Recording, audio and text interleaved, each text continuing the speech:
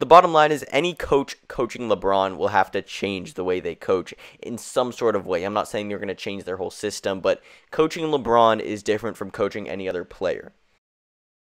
So the Lakers just fired Frank Vogel. This was something that was almost obviously going to happen coming into this offseason. And while most Laker fans aren't putting the majority of the blame on him, us Laker fans were not fond of him. And on April 10th it happened. He's gone. Fired.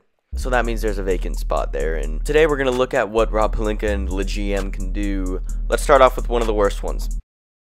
Doc Rivers. Doc Rivers is one of the worst head coaches in the NBA currently. Now, obviously, with the Celtics, he had his days, but right now, Doc Rivers hasn't been able to deliver as a coach in the clutch. Last year, Game 7 loss to the Atlanta Hawks. 4 consecutive Game 7 losses for Doc Rivers in the playoffs, and he has the most 3-1 leads in playoff history. So while he is a very known coach and was was Doc Rivers a good player?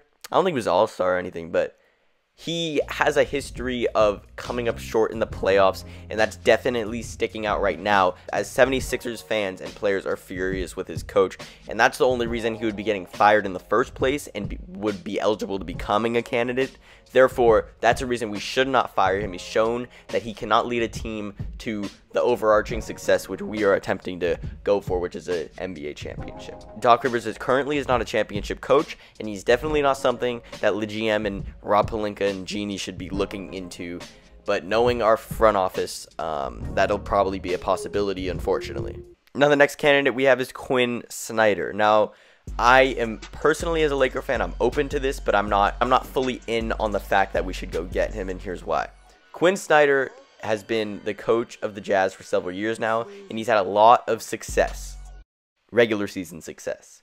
He hasn't been able to get the Jazz over the hump. He's led the Jazz to the best record in the NBA, but when it comes to the playoffs, they're overlooked, and rightfully so, because they never end up really getting past the second round. Now, that's not insinuating that that's all on Quinn Snyder and that he's a bad coach, but he hasn't proven that he can be someone who can get a team over the hump. Personally, I think the Utah Jazz roster is built for a second round exit every single year. They simply don't have enough pieces and star power to compete with teams like the Phoenix Suns, who have the most depth and consistency in the NBA. Quinn Snyder continues to put winning seasons, and last year he went 52-20.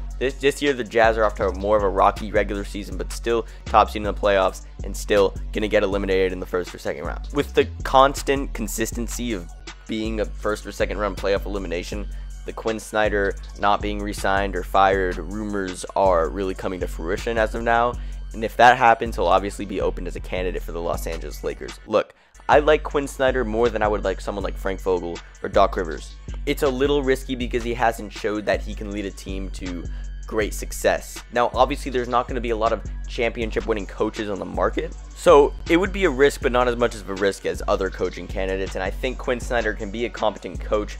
He's just had to deal with the same roster for 5 to 6 years now, so him seeing a change of scenery could work out really, really well or really, really bad. It's a risky decision, but I'm not fully opposed to it.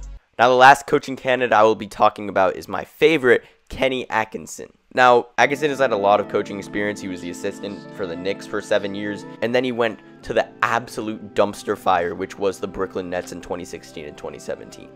And there was nothing that Kenny Atkinson can do with a roster built like that. But the thing that I really like about Kenny Atkinson is that he improved every single year of his coaching career. He was never a bad coach. The reasons he had terrible records were because of the roster he was dealing with. Example of him being a good coach is in 2018-2019 season. Kenny Atkinson led a very, very, very bad Brooklyn Nets team in 2018.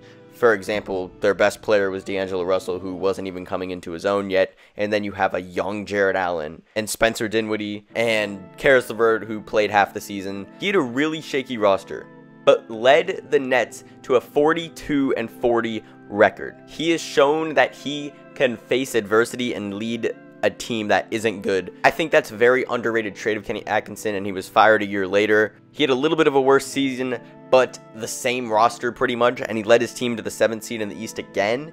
I think with a roster that bad, his capability to have control of the team and lead the team to a playoff spot, making D'Angelo Russell an all-star, I think he deserves a head coaching spot, and I think he did a great job of controlling that team and running the team the right way.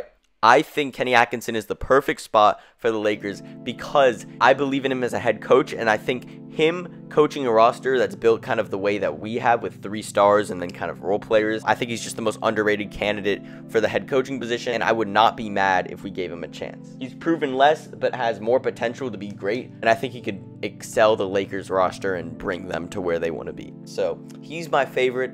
I like Quinn Snyder as well. Doc Rivers, I've hoped to God that we don't hire him. There's some other head coaching candidates like David Fizdale and Mark Jackson, who I'm more open to Mark Jackson than I am David Fizdale. David Fizdale is currently an assistant coach for the Lakers, and I don't want him to be the head coach of the Lakers. That'll about wrap it up for this video. I hope you guys enjoyed. Stay tuned for another video pretty soon.